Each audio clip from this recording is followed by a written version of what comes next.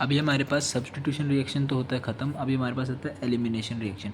Elimination reaction कहता है कि व्हेन एटम्स और groups are removed during the reaction is known as elimination. Elimination के नाम से ही पता चलता है कुछ ना कुछ एटम या ग्रुप को रिमूव कर देना, मतलब एलिमिनेट कर देना बाहर रिएक्शन से, तो वही होता है elimination reaction. Elimination reactions are endothermic reactions, मतलब अगर किसी को उठाकर एटम को निकाल कर बाहर फेंक रहे हैं और उसको एलिमिनेट करा रहे हैं, तो हमारे पास है ना क्या होता है कि ये एंडोथर्मिक रिएक्शंस होती है, हमें एनर्जी देनी पड़ती है और इसमें सिग्मा बॉन्ड्स ब्रेक करते हैं और पाई बॉन्ड्स को फॉर्म करते हैं। Sigma bonds are broken and pi bonds are formed. तो क्या है कि अगर सिंगल बॉन्ड है ना तो हम उसको ब्रेक करके ना डबल बॉन्ड बना देंगे किसी तरह, ठीक है।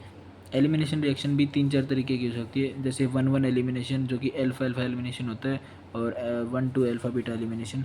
और हम मेनली अभी देखने वाले हैं अल्फा बीटा एलिमिनेशन को, जो कि हमारे एग्जाम्स में यूजुअली पूछी भी जाती है।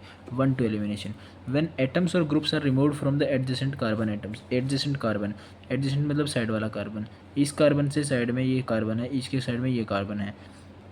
हमने क्या करा, लिविंग ग्रुप था यहाँ पर, बेस ने इस एच को चुरा लिया।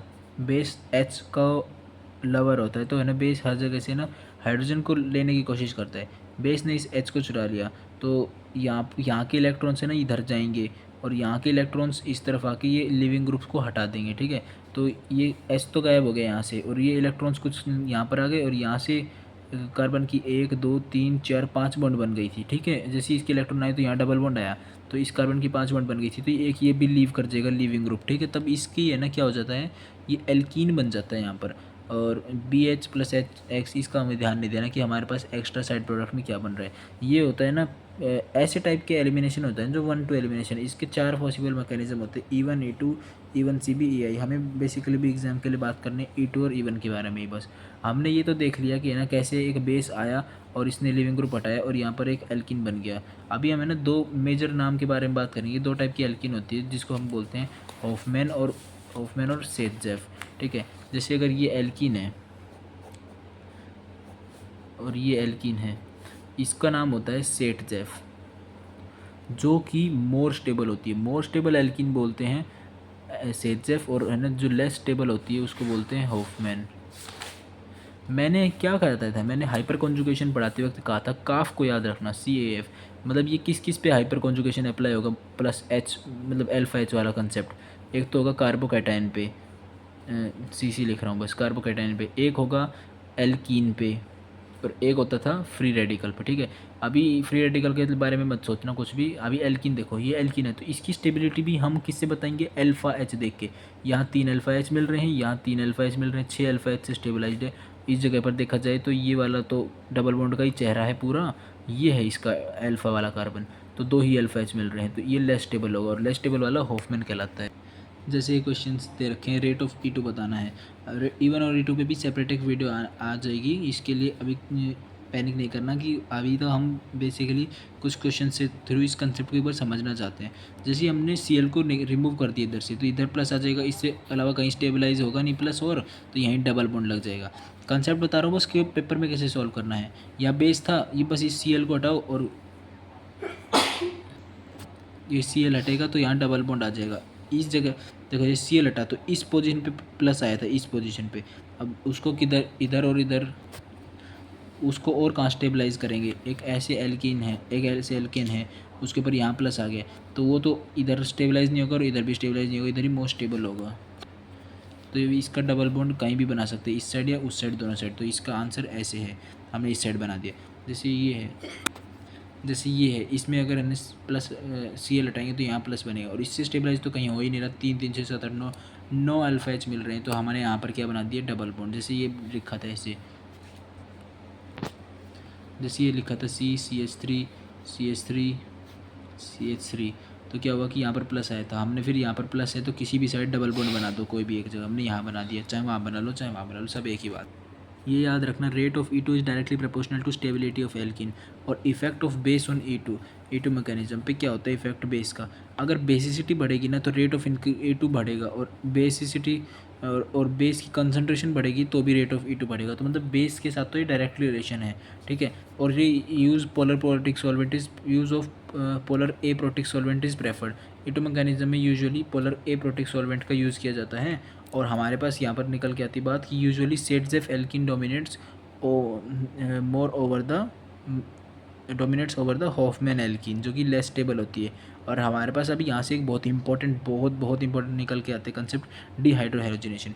डीहाइड्रोहेलोजिनेशन मतलब कि हमारे पास क्या होता है, हम है ना हाइड्रोजन को भी निकालेंगे और हेलोजन को भी निकालेंगे, इसलिए डी लिखा है। डी मतलब डिलीट कर देंगे हाइड्रोजन और हेलोजन दोनों को एक साथ। हमारे पास इसके ना इस तरीके को करने के लिए एलिमिनेशन रिएक्शन तो है ही, एलिमिनेट कर रहे हैं हाइड्रोजन और हेलोजन को दोनों को, तो इस टाइप की रिएक्शन को हमारे को बोलते हैं एलिमिनेशन रिएक्शन। और इसमें हमने जैसे अभी तक भी देखा कि हम कोई बेस ले रहे थे जो कि एच निकाल रहा था, तो इसमें भी है ना डीहाइड्रोहेलोजिनेशन में कुछ फेमस बेसिस यूज़ होते हैं। सबसे इंपॉर्टेंट बेस होता है अल्कोहलिक KOH, ये सबसे ज़्यादा यूज्ड मिलेगा। फिर टर्ट ब्यूटॉक्साइड, ये भी बेस मोस्टली प्रेफर्ड होता है, ये दिखता है रिएक्शंस में।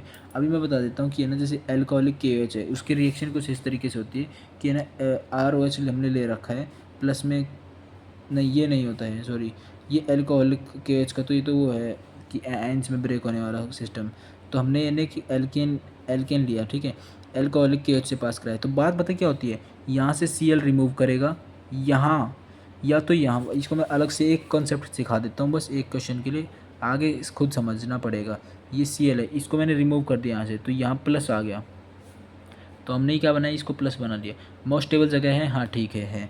तो हमने पता क्या करा, या तो यहाँ वाला H या यहाँ वाला H, अगर मैंने इस H को हटा दिया तो यहाँ माइनस साइन बनेगा और ये प्लस माइनस बॉन्ड बना लेंगे जो कि ऐसे बनेगा।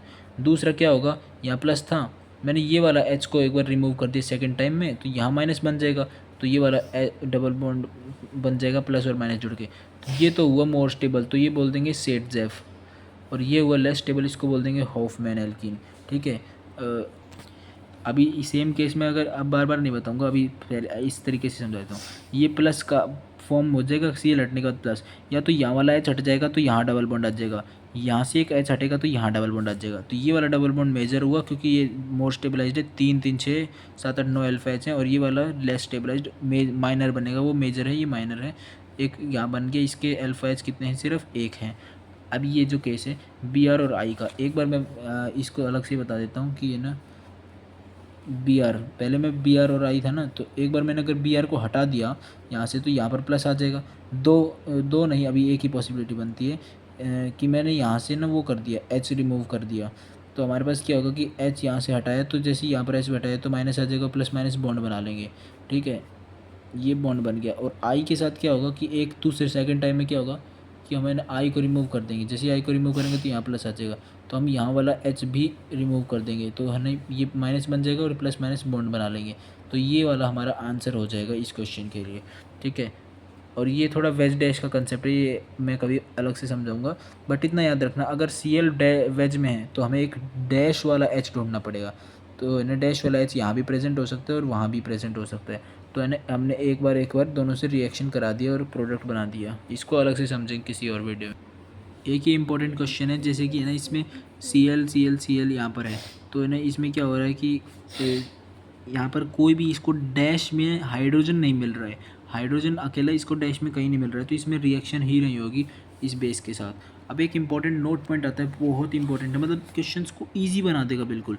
अगर लिखा है कि देयर में be some cases where Hofmann alkene dominates, ज़रूरी नहीं है हर जगह सेटजेफ डोमिनेट करे, यूजुअली करती है, but in case of tert bulkier basis, जैसे कि टर्ट ब्यूटॉक्साइड, इसका नाम तो मुझे अभी याद नहीं आ रहा है, इसका नाम को बाद में डिस्कस कर लेंगे, बट ये दिख रहा है ना बल्कियर ग्रुप है, ET3 और N, फिर DBN DBU, हमारे पास ये बल्कियर बेसिस होते हैं। इन सब के केस में अगर ये कोई भी बेस आ गया ना रिएजेंट में, तो हमारे पास क्या होगा कि है ना हॉफमैन एल्कीन डोमिनेट करेगा। क्यों? क्योंकि base will attract the abstract proton from the least standard side, base attract करेगा, और है ना लेस स्टैंडर्ड साइड से वो इसका so that the base could feel the minimum repulsion, steric repulsion. तो ये क्या होता है कि बल्कियर बेसिस है ना एब्स्ट्रैक्ट प्रोटॉन को है ना लीस्ट स्टैंडर्ड साइड से अट्रैक्ट कर लेते हैं, खींच लेते हैं, निकाल लेते हैं, ताकि बेस को ज़्यादा रिपल्शन महसूस ना हो, बेस को रिपल्शन महसूस ना हो, ठीक है, बेस को कम से कम रिपल्शन लगे, इसीलिए वो लोग ऐसा करते हैं। तो हॉफमैन डोमिनेट करता है यहाँ पर, ये माइनर बनेगा और ये मेजर बनेगा इस केस में, ठीक है। जैसे कि हमारे पास ये क्वेश्चन है, इसमें क्या है कि अल्कोहलिक KOH और टर्ट ब्यूटॉक्साइड डाला है। अल्कोहलिक KOH देखते मेरे को समझ में आ गया, इसका मेजर ये होगा, सेटजेफ माइनर वो होगा। टर्ट ब्यूटॉक्साइड देखते मेरे को याद आ गया कि हॉफमैन मेजर होगा। तो इसमें हम देख लेते हैं, हॉफमैन को मेजर लिखा है, उसको माइनर लिखा है। इसमें देख लेते हैं F लिखा है। अब इसके लिए एक और रिएक्शन हालांकि यूज़ होएगी, बट उस पर अभी नहीं जाएंगे, इसको स्किप करते नहीं, इसमें नहीं, नेक्स्ट में यूज़ हो रही है। तो इसमें क्या होगा कि F को हटाएंगे, ये तो हेलोजन है ही, सही, कोई दिक्कत नहीं, सही बात है। तो अल्कोहलिक केस देखते क्या याद आ जाना चाहिए, सेटजेफ बनेगी मेजर और हॉफमैन बनेगी माइनर। और टर्ट ब्यूटॉक्साइड देखते याद आ जाना चाहिए, हॉफमैन बनेगी मेजर। तो हॉफमैन यहाँ पर मेजर बना दी। इस केस में बस एक ये प्रोडक्ट बनेगा हॉफमैन का। इसका एक रीज़न है, जैसे कि लिखा है कि in case of poor leaving group with strong minus I effect, Hofmann alkene dominates over Saytzeff alkene. अब पुअर लिविंग ग्रुप को देख लेना, इसमें जो लिविंग ग्रुप्स लिखे ना, इसको ध्यान से नोट डाउन कर लेना, F NR3 and SR2 OH OR also, ठीक है। ये जो होंगे ना, जब भी ग्रुप्स प्रेजेंट होंगे लिविंग ग्रुप्स, तो उस केस में क्या बनेगा, हॉफमैन ही मेजर बनेगा। तो हमने एक पॉइंट मिस आउट कर दिया था, इसलिए हमारा ये आंसर गलत हो गया, क्योंकि उसमें अभी F मेंशनड है, इसीलिए हमने इस पर ध्यान नहीं दे पाए। ये F है तो हॉफमैन बनेगा, ठीक है। और जैसे A BR और ये लिखा है AgF के साथ रिएक्शन करा ली, ये एक रिएक्शन है शॉर्ट्स रिएक्शन नाम से। इसका रिएक्शन का कंसेप्ट कुछ ऐसा है कि यहाँ पर F AgF है ना, तो ये F लग जाता है, ये कुछ हेलोजन एक्सचेंज की तरह ही है, ठीक है। तो इसका रिएक्शन को भी ध्यान रखना पड़ेगा, और पहले इसके रिएक्शन से हम इसको इस तरीके से कन्वर्ट करेंगे, उसके बाद हमारी रिएक्शन इन दोनों के साथ होगी, और इसके साथ होगी तो मेजर बनने का। पहले तो हम चेक कर लेते हैं, क्योंकि अगर F आ चुका है, F आ गया मतलब पुअर लिविंग ग्रुप, तो ओवरऑल ही हॉफमैन डोमिनेट करेगा। अब हमारे पास एक क्वेश्चन आता है, जैसे ये क्वेश्चन लिखा है, तो इसमें भी है ना, ये यहाँ से H लिया और ये इसको हटा देंगे यहाँ से, ये तो लिविंग ग्रुप है, यहाँ से लीव कर जाएगा, और यहाँ पर क्या हो जाएगा, H से हम एक H ब्रेक करेंगे तो माइनस आ जाएगा, ये प्लस वो आया तब ये लीव करके गया इसलिए, और यहाँ पर ये हमारे पास क्या बन गया, डबल बॉन्ड। और ये क्योंकि ये पुअर लिविंग ग्रुप वाला केस है, तो इसमें क्या आ जाएगा, OH ओवर अभी पड़ा था, इसमें आ जाएगा हॉफमैन डोमिनेशन। और ये जैसे F है, तो ये तो पुअर लिविंग ग्रुप है ही, तो हमें इसका डोमिनेट, तो हम इसका ना यहाँ पर ही बनाएंगे डबल बॉन्ड, हॉफमैन के लिए यहाँ नहीं बनाएंगे अंदर। अगर इवन मैकेनिज्म पूछा जाना है तो उसका रेट लिखना हो, तो rate of stability, rate of देखने के लिए स्टेबिलिटी ऑफ कार्बोकेटाइन को बस नोटिस कर लेना, किधर मोस्ट स्टेबल है, जैसे इसमें इधर है, फिर इधर है, फिर इधर है, तो 3 2 1 इसका ऑर्डर हो जाएगा।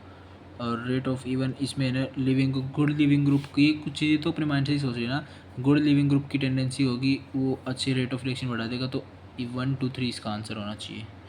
और पोलर प्रोटिक सॉल्वेंट फेवर करते हैं इवन मैकेनिज्म को, ये बात याद रखना। E2 को कौन कर रहा था, पोलर एप्रोटिक। अब इवन को हम इवन पे आए हैं, तो इवन को कर रहा है पोलर प्रोटिक सॉल्वेंट।